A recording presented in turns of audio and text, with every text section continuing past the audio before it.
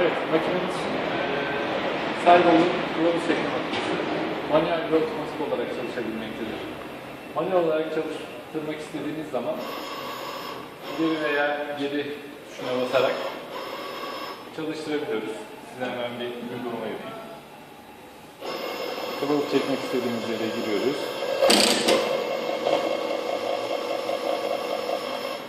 Ve kılavuzu çektik.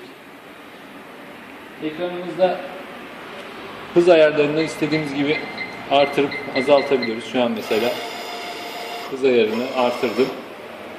Otomatik modu alırsak otomatik mod ayar sayfasından metrik kaç çekeceksek metrik 16'ya kadar buradan ayarını girebiliyoruz. Buradan motorumuzun devir hızını giriyoruz. Şu an 200 devreye girdim. Ne kadar kaç milim girecek? 10 milim girecek. Onu girdim. Ve şu an direkt üzerine gelip kılavuz çekmek istediğim yere start'a basarsam